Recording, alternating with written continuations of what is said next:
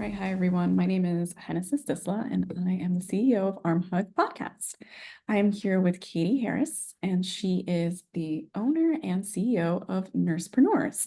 She's going to tell us a little bit about her story, about how she got started. I'm excited to hear more about it because she has a lot of experience in nursing. And now that she's teaching entrepreneurs, she can really talk a little bit about what's going on out there in the industry, some insights.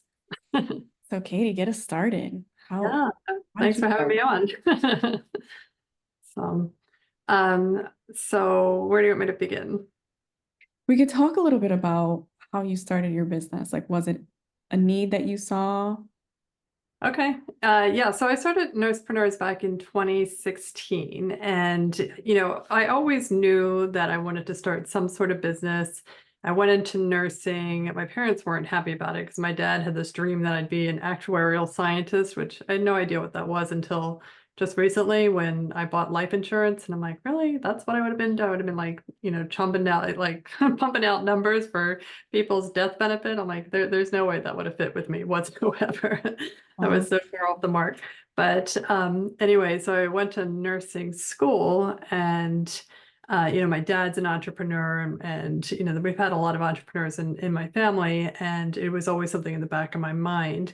But once you get into nursing, it's kind of like, well, so I worked neurosurgery, and it's like, well, I can work neurosurgery. And then it seemed like the other option for me would be to work orthosurgery or urological surgery or ENT surgery.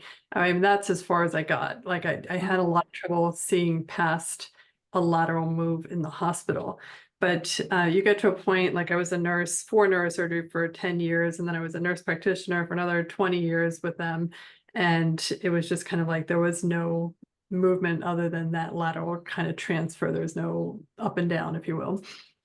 At one point, and this was completely random, it just fell in my lap. But at the time, I was the acute care director for nurse practitioners, and Walmart called me and said, hey, do you want to be our senior manager for talent acquisition for our clinics down south? And I was like, hell yes, please take me away, like whatever you want. I didn't even know what a talent acquisition person was. I didn't know what that meant. And I'm like, yeah, I'll do it. And I'll figure it out later, basically. So, I hung up with them and I ordered a whole bunch of books on what is talent acquisition, how do I be good at it, that kind of stuff. So ultimately, it ended up being that my role was to recruit nurse practitioners into the clinics, but it also required me to network with other nursing agencies, the American Association of Nurse Practitioners, and even International Council of Nurses.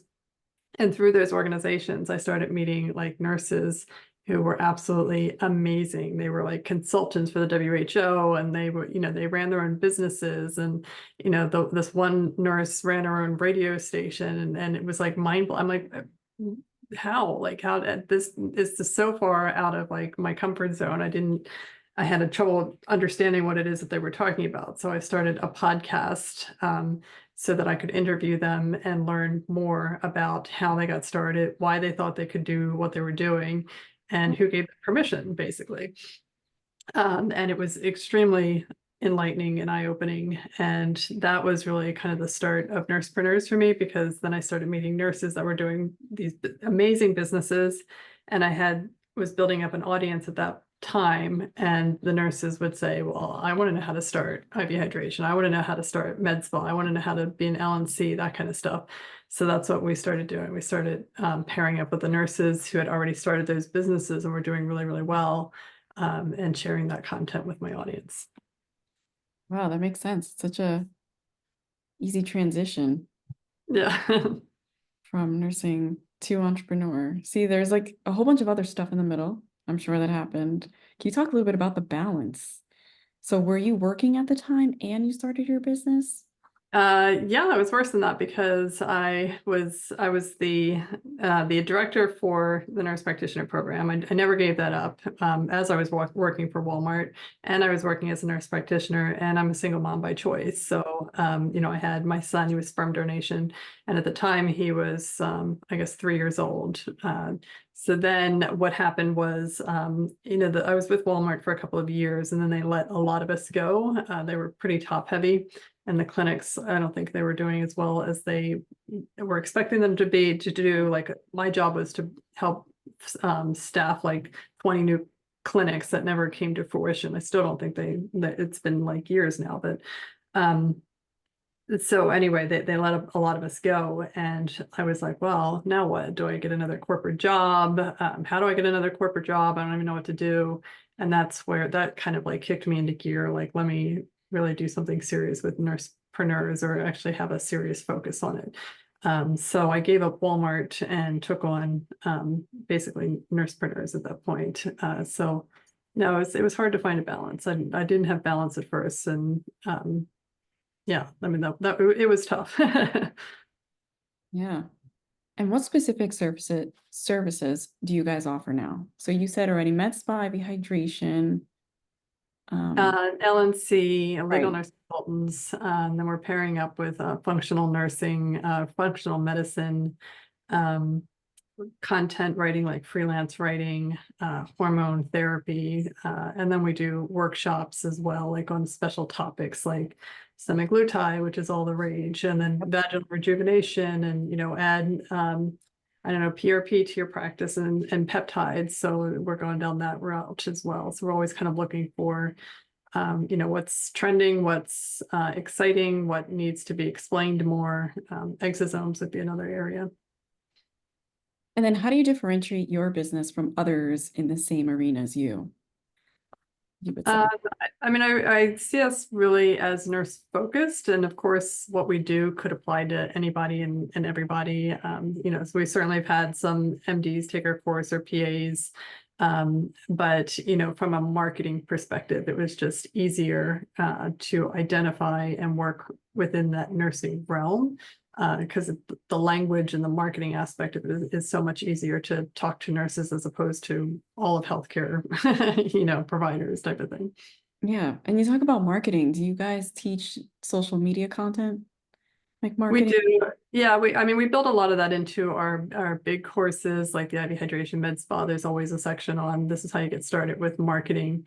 But in the last year, we have started to build a marketing arm, because that's, again, the nurses come back and say, Yeah. great, you showed me how to set up my business, but now I can't get clients. Okay, well, you have to go marketing. Well, what do I do first? Exactly. And yeah, putting together those packages and things that are affordable for a startup. Because I'll tell you, like, I've been through some disaster marketing companies and spent so much money and have gotten so little results. So I'm very, very sensitive about the topic of marketing, and making sure that it's good, affordable, and high quality. Can you talk about that? Or is it like so disastrous, it's better not to even go there?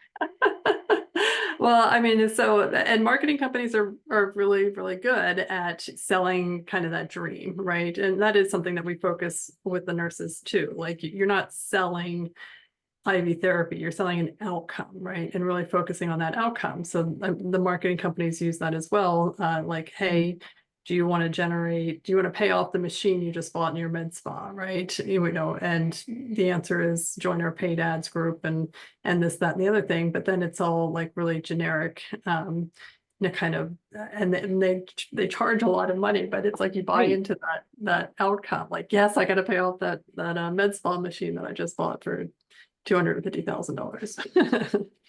So, What would you do differently now that you know that?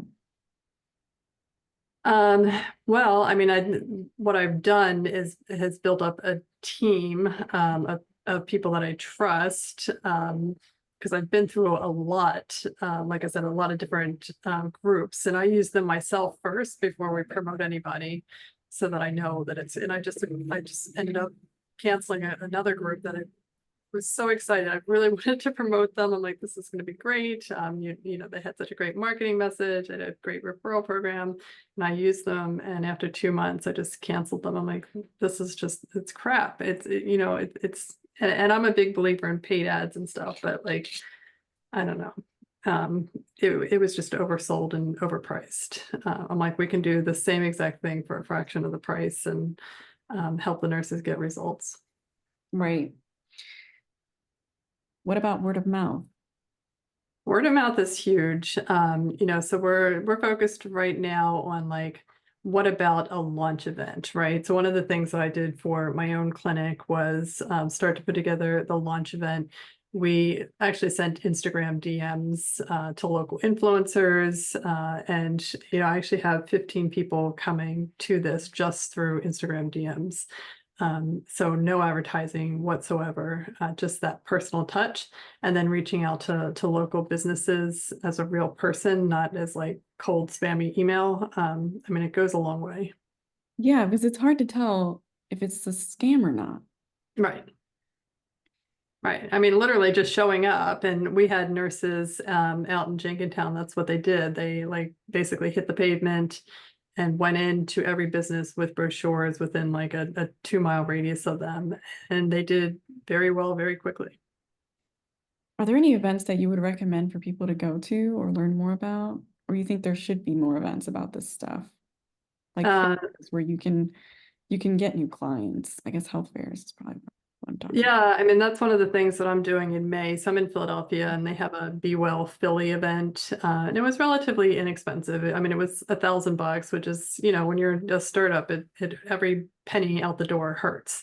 But those are people that are interested in health-minded therapies, and they're looking for what's new, what's different, what do you offer, that kind of stuff. So that's where I'm going to go and focus some of my, I'm hoping to get some leads from that. And even if it's not individual people, like I want to meet the other businesses that are there because there's going to be like 100 other business owners from Philadelphia.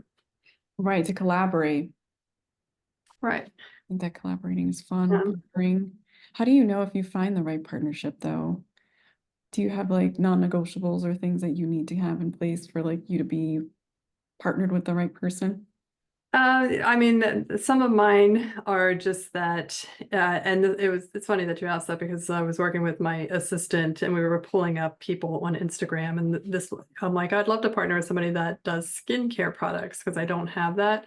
And she pulled up a couple, and I'm like, well, the skincare products, do they have parabens and phthalates? And because they're endocrine disruptors and they, potential carcinogens. I'm like, I can't run a wellness center and promote like parabens in your skincare line. So I need to pair up with a skincare line that's actually natural and eco-friendly. So putting those kind of parameters on it actually makes it easier, to find the right people to partner with. Yeah, full transparency, right? You don't want to partner with someone and then be like, oh no, I didn't know about any of this. Yeah, exactly. That makes sense. I'm trying to think, skincare is actually a really good idea. I've also seen people start stores where there might be some equipment or, like you said, beauty products to add to it. Now, are those partnerships, or do the med spas try to brand it as their own? Or which Yeah, do you prefer? yeah, it could be a combination. I've got so much going on. I would rather just, partner with somebody than try to do everything myself. Like you could private label a skincare line, but that sounds exhausting to me, and it's like the last thing I want to do right now. So I'd rather just, having that partnership actually is in the long run, I think better, because if they have clients, they're going to refer to me, and if I have clients, refer back. So it's kind of like that marketing aspect, word of mouth, that just is more, I guess, more of a punch, like a two punch, right? As opposed to let me white label my own stuff and just stay very insular. Right. I actually know somebody who did start a skincare line. Maybe I'll connect you two. She was a chemical engineer and she decided that she wanted to take this route and build skincare that was really healthy. So I feel like that would be. I would, yeah, that's my thing. I'm like, why are we all paying to get like our cancer diagnosis? Like putting all this Yeah. stuff, you know? So Yeah. yeah, I love that. And so where do you see your business growing? Is it something where you continue to have webinars and like courses online? I think you talked a little bit about flexibility with me off the podcast. So I wanted people to hear it on here. What's it like to join and what's the schedule look like? Yeah, so we always seem to have something going out, if not weekly, 2 to 3 times a month. And it will be like, hey, here's some experts or professionals, like we have HR professionals, we've had lawyers come on, we've had all different types of insurance guys, experts to come on and talk about their expertise in a particular area, tax professionals as well. And then we do very specific, workshops, and the workshops are paid, but it's a deep dive into a particular service line. Then our courses are step by step, like how do I get set up? Like how do I just get this up and running? And then we have a marketing arm on the back end where, once you have the business set up, these are the things that you need to be doing to make sure that you have the right clients coming in. And then for evolution, like the other thing that we're working on actually right now is kind of a lead generation, like pulling our resources, because we have nurses that have started IV hydration business all over the country. We're pulling them into like one, kind of one area and bringing a bunch of leads in. And then because we have them all on our marketing platform system, we can see what their calendars are and direct book clients to them. So we're in the pilot stage of that right now, but I'm really excited about that idea. That's a great idea. That actually makes a lot of sense, even for mentoring. Like if they need someone on a personal level or in their location. I get a lot of questions about meeting mentors in person or meeting a mentor that understands the state regulations. I guess, would your courses be good for anyone who wants to start anywhere, or is that more like, I guess, down the road when things start getting really more detailed and Or like starting any business when you start the starting any business? business. Yeah. I mean, when starting any business, that's definitely like the crux of what we do is how to get started. And to be honest, a lot of it's mindset, and helping them overcome the fear of, what if I spend all this money and then it's a disaster? Or, what if I spend money and nothing happens? And really the whole concept was, let's show them people that have done what it is that they want to do so they can be the role model for what they're going to do, and that it is possible. And we have hundreds and hundreds of examples of the nurses that came in and made it happen. So I think that's the most beneficial. And nobody wants to buy like a mindset course, and I don't blame them. I wouldn't have done it either as a startup.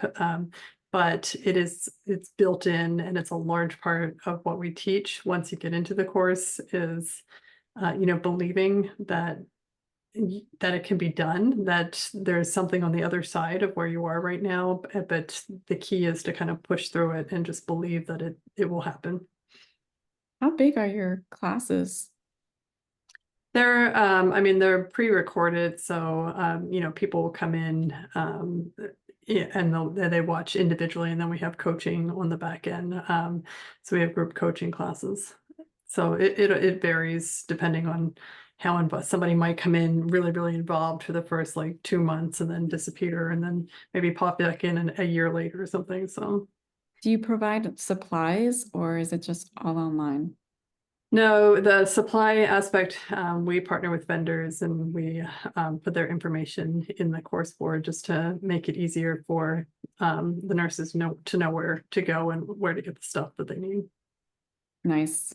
Yeah, I get that question a lot. If people need to buy separately, like it's almost like we really don't need to buy textbooks anymore. Like go to Yeah. the store, buy your textbook, resell it at the end of the year. Yeah.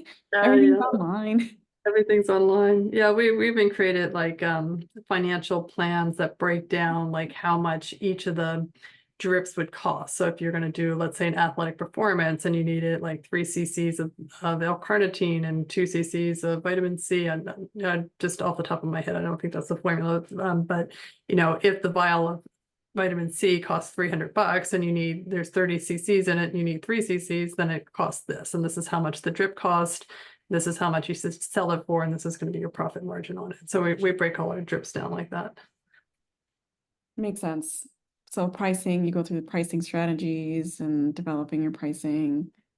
And then what about mobile? Like I see a lot of people now going homes. Are you guys more interested in retail locations or teaching that we can also. Yeah, we do encourage people to have some sort of location. And, I'm kind of against people going out and getting a 3,000 square foot storefront. Like, I think that's completely unnecessary. But to be completely mobile is a lot harder than you anticipate, because a lot of these pharmacies will not send stuff to your house. They Mhm. want a real location. So I think that a nice compromise is renting a room in a medical office. I mean, there's a lot of open medical office space. They're desperate for roommates. They're relatively inexpensive, and most of the stuff gets taken care of. Like, you don't have to pay for electric or water or housekeeping.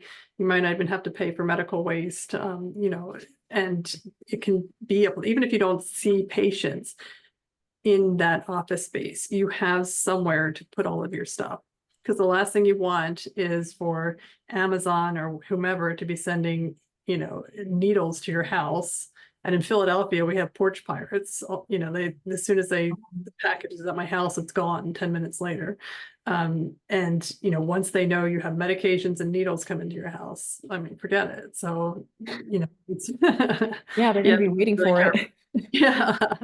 Yeah, they're just gonna sit on your stoop and wait. So The things we have to worry about. I know, yeah. I mean, that not every town has to worry about that, but major cities do. That actually makes sense. And so, going to the education side of this, how are you educating folks about what you're doing? And then how do you recommend nurses to educate the customers, so patients, about what you're doing? Because I hear that education is really important, because what we're doing is kind of changing the way things were. So it's almost like we have to relearn some things, and some things are changing. So now people can come to us or we can go to them, and it's more flexible. And Right.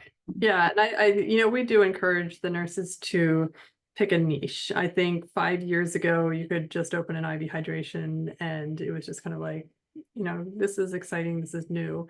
But now, like in Philadelphia, there's one on every corner practically. So, um, how do you help people to know that you're the right place to come to? And I think that's about focusing in on something very specific. So maybe, and that doesn't mean to the exclusion of everything else, but let's say you have a lot of contacts in the bodybuilding world, and you do IV fluids for bodybuilding, and maybe you're focused on peptide therapy and that kind of stuff. You'll still get other people to come, but now all the bodybuilders, they're going to want to come to you because you understand them, and you relay that through your marketing, right? Because it's like anything, like a coach. Well, how do I know that you'll be good at my specific needs? But if you identify what my specific problem is and where I want to go, then I'll be more apt to want to work with you. And I think it's the same thing in IV hydration. that makes sense. And then I guess to add to that, what is the model student, you think? The model student is one that jumps in, that knows that there are going to be obstacles. I certainly have had students, the first obstacle they hit and they're like, oh, this can't be done. Like, IV hydration, it doesn't work, blah, blah, blah. And you're like, really? Because that person over there is making $1 million doing hydration. And Well, so something's broken. something's wrong here. But yeah, I really believe it has to do with having the courage to push forward and getting to know the people that you need to get to know. Like, if you sit in your house and wait for the phone to ring, I can guarantee you it's not going to do well. You literally have to go out and meet people, connect with people, and share what it is that you're doing. And if you're not willing to do that, it's going to be an uphill struggle for sure. Yeah. And what's next for you guys? Because I want to know, how can we help? How can anybody that's listening help? What can we do? Spread the word, you name it. Yeah, absolutely. Definitely spread the word. We're always looking for what's trending out there, what's interesting, what can we add to service lines that will actually help patients. So we like being research-based, and helping the nurses to understand kind of the problems that they're solving to make their marketing easier and their businesses thrive more. So That's exciting. Well, that was the last question I had. So thank you, Catie, so much. If there's anything you want to add here, are you guys looking to hire? Sometimes people contact me if there's anybody looking to hire for their startups or for their companies. We're not hiring quite yet, but I do like to employ nurses in the business. So if you want to know when we are hiring, I would just make sure you get on our email list, because that's where I send out our first pass is always to the email list. Anything new that we have coming out goes to email first. Okay, so then I'll include all that info below so that people know where to find you, and then they'll be able to sign up, and that's exciting. So thank you so much for joining us today. And Thank yeah, you. I can't wait to see where else this goes. I mean, you guys are growing and it's already sounding like more established business. I mean, the way you're thinking about it, the way you're talking about it, I'm excited for you. Well, thank you so much.